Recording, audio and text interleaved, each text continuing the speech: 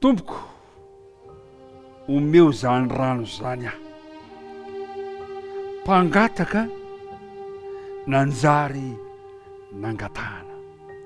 Izany loha hevitra izany indray no andeha hiarantsika midinika amin'ity androany ity, ary anasako anao ampitiavana sy ny ankohonanao.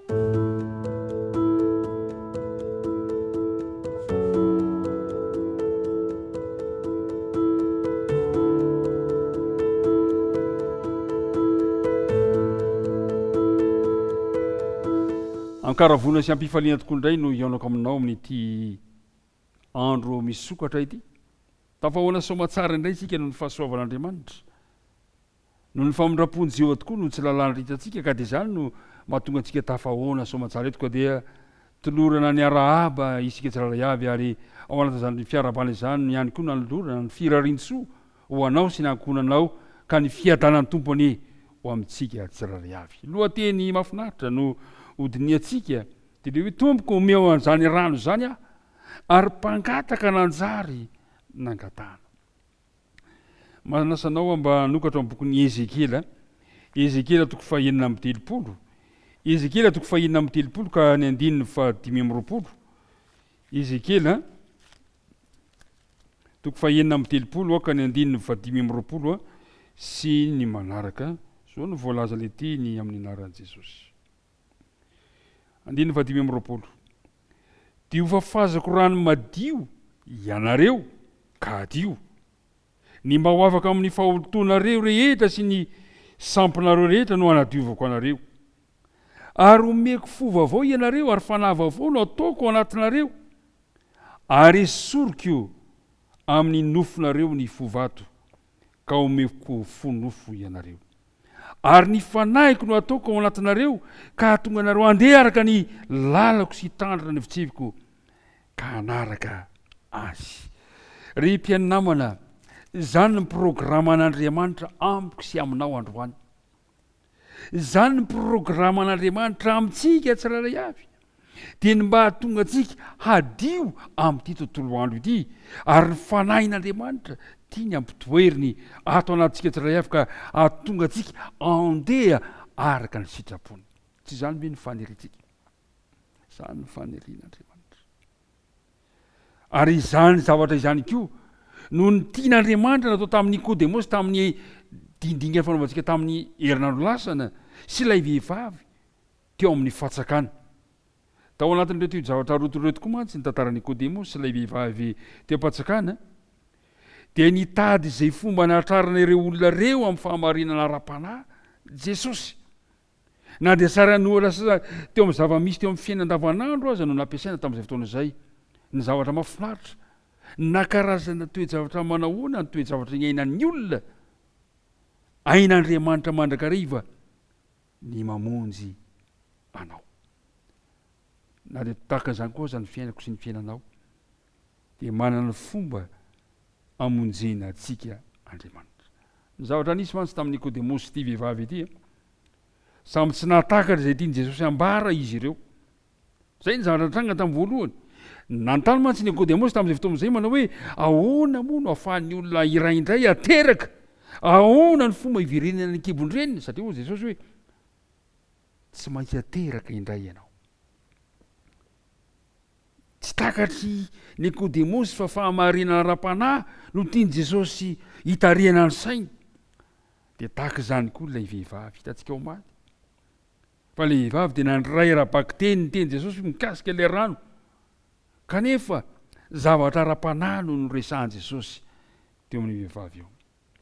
Zao no voalaza eo amin'ny filazantsara ny Jona toko fahaefatra ka ny andininy fahadimy ambin'ny folo. Hoy raha vehivavy, andininy fahadimy ambin'ny folo. Hoy raha vehivavy taminy: tompoko, omeo an'izany rano zany aho, mba tsy hangetaeta na haketo hatsaka intsony. Zany no fanerian'ilay vehivavy teo anatin'ity toe-javatra ty. Jesosy no nangataka rano taminy. Eto dia izy indray, ilay mpangataka indray no manjary nangatahana. Ny zavatra nitranga no hivery'ilay vehivavy, fa le rano izay nomeny Jesosy le nangatahana, omeo aho izy mba tsy hangetaeta intsony ary tsy hatsaka intsony. no heverina fa ampitsahatra ny dia lavitra fanaony amin'ny atsaka ilay ranomeny Jesosy ary ampiena mety fifaninany amin'ireo olona izay mahamenatra azy. Dia nahagaga ny fiovahan'ny toe-javatra avy amin'ny fangatahany Jesosy rano sotroina ao amin'ny fangatahanyilay vehivavy rano indray. Ilay vehivavy no nangatahana rano, ilay vehivavy nay no nangataka rano tamin'i Jesosy. Satria tahaka Nikodemosy tsy azon'ilay vehivavy Samaritanina ny programan Jesosy tamin'ny voalo. Inona ary no navaly Jesosy tamin'ilay vehivavy izay nangataka tamin'izao no voalaza eo amin'ny andininy 9:20. Hoy Jesosy taminy, andeha ary atsoy ivadinao ka maka nesy sady. Rano no resahany toy ny vadika ny antondrisaka.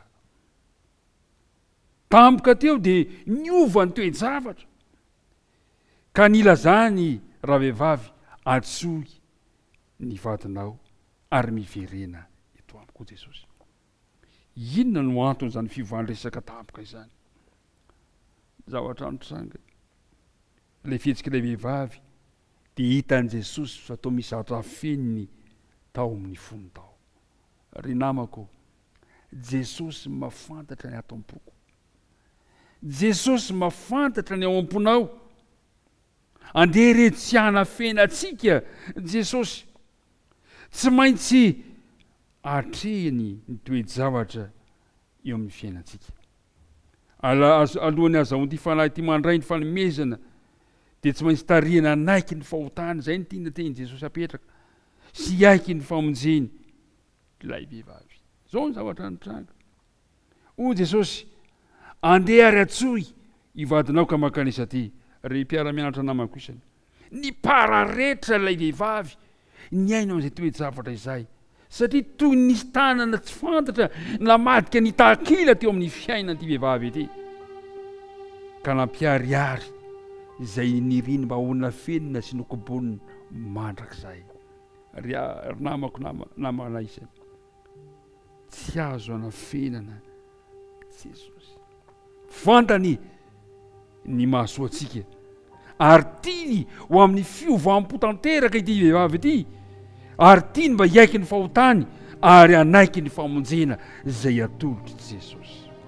Androany ary raha hiatrika ny tontolo andro izaho sy anao, aza manafina ny amin'i Jesosy, aza anafenana Jesosy. Fantatra Jesosy ny ao am-ponao, mahafantatra ny ahasoanao izy ary mitady ny fomba rehetra Jesosy mba hamonjena sy hamonjenanao. Tsy mahafaly anao ve izany?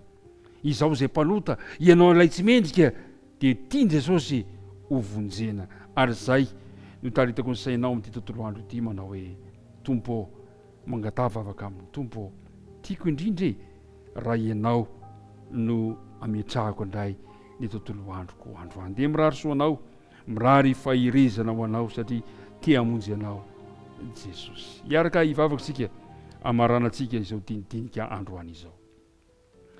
Andriamanitra rainay izay eny an-danitro, ampifaliana tokoa no isaoranay ianao satria araka ny dindinika ny rahanay teto dia manana drafitra hamonjenanay ianao, ary fantatrao na dia ny ao am-ponay aza miezaka izay hanafina an'izy ireny, kanefa kosa ainy toe-javatra rehetra dia miariary eo anatrehanao.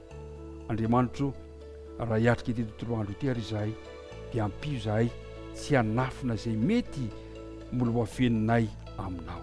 Dia tantano izahay mitahy izao mpiara-midinika amiko izao, mitahiny momba azy rehetra, mitahiny ankonany ary mitahiny keo ny tontolo androny. Ny vavaka dia tononona sy angatanay noho ny amin'ny anaran'i Jesosy Kristo. Amen.